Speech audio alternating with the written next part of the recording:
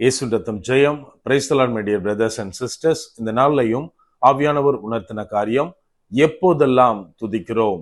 ஆவியானவர் உணர்த்தின வசனம் கொரிந்தியருக்கு எழுதின 2ஆம் நிருபம் அதிகாரம் 9 வசனம் 15. தேவன் அருளிய சொல்லி முடியாத ஈவுக்காக அவருக்கு ஸ்தோத்திரம். Thanks be unto God for his unspeakable gift. 2 Corinthians chapter 9 verse 15. என கண்மானவர்களே, இந்த இடத்திலே அப்போஸ்தலனாகிய பவுல் சொல்லுகிறார், தேவன் எங்களுக்கு செய்த சொல்லி முடிக்க முடியாத ஈவுகளுக்காய் அவருக்கு ஸ்தோத்திரம், அவரை துதிக்கிறேன் அப்படின்னு இந்த இடத்துல எழுதியுள்ளார். நாம் இன்றைக்கு தேவனுடைய பிள்ளைகளாய் இருக்கிறோம். அவரை எப்போதெல்லாம் துதிக்கிறோம்? நம்ம கொஞ்சம் யோசிக்கணும்.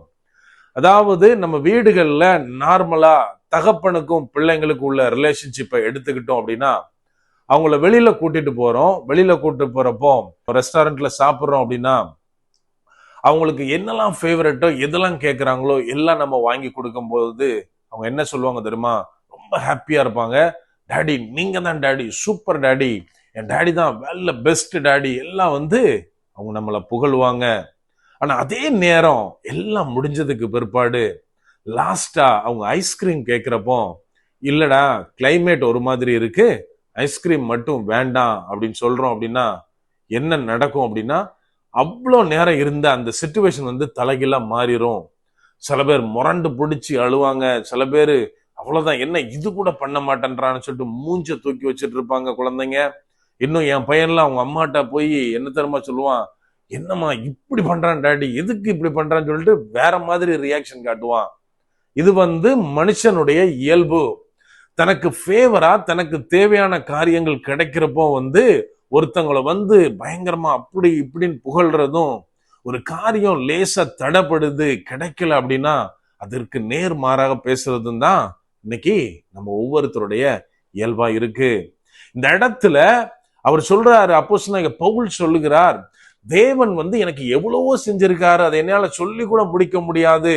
அந்த ஒவ்வொரு ஈவுக்காகவும் அந்த ஒவ்வொரு கிருபை நிறைந்த இரக்கம் நிறைந்த அவைகளுக்காய் அவரை துதிக்கிறேன், ஸ்தோத்தரிக்கிறேன் அப்படின்னு சொல்றாரு. நாம இன்னைக்கு அவரை துதிக்கிறோமா? நம்ம நினைக்கலாம், ஆமா பிரதர், நான் எப்பவுமே ஒரு ஸ்தோத்திரத்தோட தான் என் நாளை ஸ்டார்ட் பண்ணுவேன் அப்படின்னு நினைக்கலாம். ஆனால் அந்த நாளில் ஒரு சந்தோஷமான காரியம் நடக்கும் போது துதிக்க முடிகிறது. ஆனால் ஒரு துக்கமான ஒரு கஷ்டமான காரியம் எனக்கு நேரிடும் போது என்னால் அவரை துதிக்க முடிகிறதா? நம்ம கொஞ்சம் யோசிக்கணும். தேவன் இஸ்ரவேலருக்கு செய்த காரியத்தை நம்ம நினைச்சோம் அப்படின்னா, எகிப்திலிருந்து அவர்களை அவ்வளோ அதிசயங்களையும் அற்புதங்களையும் செய்து பார்வோனின் அடிமைத்தனத்திலிருந்து வெளியில கொண்டு வராரு. வனாந்தரத்தில் நடக்கும்போது முன்னாக நின்று செங்கடலை பிரிக்கிறாரு. தண்ணி தேவைப்படும் போது கண்மலையிலிருந்து நீராலே நிரப்புகிறார். இன்னும் காடையை கொடுக்கிறாரு, மன்னாவை கொடுக்கிறார், அவளை போஷித்து வழி நடத்துகிறார். நம்ம வேதத்துல வாசிக்கிறோம், அவங்க அந்த அத்தனை வருஷம் நடக்கும் போச்சுலயும் அவங்க பாதரட்சை, அதாவது செருப்பு முதற்கொண்டு எந்த காலணிகளும் தேய்ந்து போகவில்லை. அவங்க ட்ரெஸ் பழசா போகல. இந்த மாதிரியான அற்புத அடையாளங்களை செய்து அவர்களை அவர் நடத்தி கொண்டு வருகிறார். அவங்க கூடவே போறாரு, மேகத்தூணாக, அக்னி ஸ்தம்பமாக, இன்னும் அநேக அற்புதங்கள் நடைபெறுகிறது. இது எல்லாம் நடந்தாலும் அவங்க செஞ்ச காரியம் என்ன? எங்க போகணுமோ கானான் தேசத்தை சுதந்திரித்த பிற்பாடு, தங்களுக்கு தேவையானது கிடைத்ததுக்கு பிற்பாடு தேவனை மறந்து, அவருடைய கட்டளைகளை மறந்து, அவருக்கு அருவருப்பான, அவருக்கு பிரியமில்லாத அந்நிய தேவர்களை அவர்கள் சேவிக்கிறவர்களாக, வணங்குகிறவர்களாக மாறி போனார்கள். என கண்மானவர்களே, இன்றைக்கு நீங்களும் நானும் எப்படி இருக்கிறோம்? ஒரு காரியம் நடக்கிற வரைக்கும் தேவன் எனக்கு இதை செய்வார் அப்படின்னு இருக்கிற அந்த விசுவாசம், நம்பிக்கை, அந்த காரியம் தடைப்படும் போது நமக்கு இருக்கிறதா? இந்த காரியத்தை எனக்கு செய்ய போறாருன்னு சந்தோஷத்தில் வருகிற துதி, அந்த காரியம் நடக்காமல் போகும்போது ஏதோ ஒரு காரணத்துக்காக எனக்கு ஃபேவராக இவர் இந்த காரியத்தை தடை பண்ணார் அப்படின்னு எத்தனை பேர் வாயிலிருந்து துதி வரும்? நம்ம கொஞ்சம் யோசிக்கணும். என கண்மானவர்களே, இங்க பவுல் தேவனை துதிக்கிறார். ஆனா கொஞ்சம் யோசிக்கணும். இன்னைக்கு அநேகர் சொல்லுகிற காரியம், தேவன் நம்மை ஆசீர்வதிக்கிறதற்காகவே இந்த உலகத்தில் வைத்திருக்கிறார். இந்த உலகத்தினுடைய ஆசீர்வாதங்கள் எல்லாம் நமக்கு தான். தேவன் எனக்காக தான் வைத்திருக்கிறார். பணத்தாலும் சரி, பொருளாலும் சரி, இன்னும் என்னென்ன காரியம் உண்டோ எல்லாவற்றிலும் தேவன் என்னை ஆசீர்வதித்து பெருக பண்ணுகிறார். இதுவே அவருடைய விருப்பம் அப்படின்னு சொல்றோம். ஆனால் இந்த பவுலை குறித்து யோசிக்கணும். இந்த பவுல் எப்படிப்பட்டவர்? அவ்வளோ கற்று தேர்ந்தவர். இன்னைக்கு ஒரு PhD முடிச்சிட்டோம்னா நம்மளுக்கு ஏதோ கிரீடம் வச்ச மாதிரி. ஆனால் இந்த பவுல் அத்தனை PhDயையும் உதறிட்டு வந்தவரு. ஒரு வீடு கட்டிட்டோம்னா நம்மளுக்கு ஏதோ சாதிச்ச மாதிரி.